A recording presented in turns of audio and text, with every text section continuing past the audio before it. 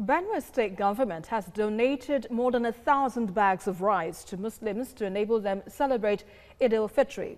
Now the items were presented to the leaders in the state to be shared among members and the less privileged. Mayowa Okwato reports. The anxiety caused by the spread of the coronavirus has not dampened the enthusiasm with which Muslims in Benue State are looking forward to celebrating the Ramadan. The state government has decided to assist by providing palliatives. 1,200 bags of rice were received by the Vice President, Nigerian Supreme Council of Islamic Affairs, and the Chairman Jumat Nasri Islam, Gabababa, along with other Muslim leaders in the state. This year, the governor decided that for them to break their fast, and also as part of a palliative measure, he has given a trailer load of rice and a cash donation to the Muslim faithfuls in the state. We appreciate. We thank God. We thank our His Excellency. You know how the situation are this time around. Everything is very difficult.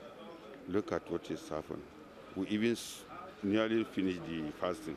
Other leaders who were present commended the governor's rice donation, promising that the rice will get across to the less privileged in various Muslim communities. Meanwhile, the Benue State government has reversed its decision to reopen worship centers, markets, and public places.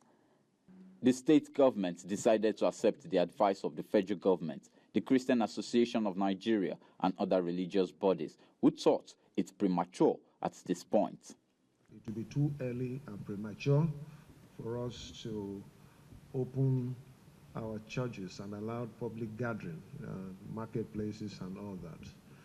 And in the event of any challenge concerning this pandemic, the next step to call upon is the federal government. So we cannot kick against their advice. The governor also announced that the third COVID-19 case in the state had tested negative to the virus and had been discharged. Mayowa Okwato, TVC News, Makurdi. While the Muslims celebrated the Eid-el-Fitri, churches in some states like Taraba reopened after the government lifted bans on social gatherings and worship places with conditions. Our correspondent, Olabi Adenusi, attended one of the services.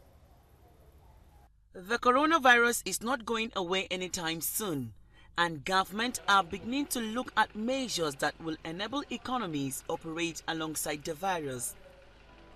That is especially true of states on the northeast, which have significantly reduced the number of infected patients in their domains. Adamawa and Taraba State are among the states in the northeast that recently opened up worship centers. TVC News crew visited some churches where social distancing orders were earlier observed. Some churches in Adamawa and Taraba have set up technical committees to ensure adherence to safety rules.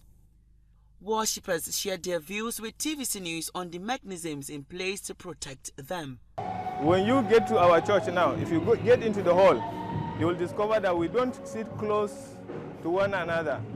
We've separated the seats so that there will be social distancing. And apart from that, we've been able to make sure that every worshipper has a mask, face mask. At least a reasonable percentage of us have it. People to God, we have to cooperate with the government, as far as the Bible says so. We do obey any order given to us by the power of the Holy Spirit and also whatever government decided. The issue of washing hands, we have already prepared it and everything is okay, hands, sanitizer and whatever. We have it fully for every member. If they want to come in, just we give them, they wash their hand, they will put their own marks, then they will come in the church. And we observe the number that government wants. We have a task force in the church now that is in charge of enforcing it. So they are here to ensure that every member that comes into the church wears the face masks, they wash their hands before entering, and then they ensure that there is social distancing. So the church has really been taking it very serious. The Northeast governors are optimistic that if these mechanisms are put in place by religious leaders, it will successfully curb the spread of the dreaded virus.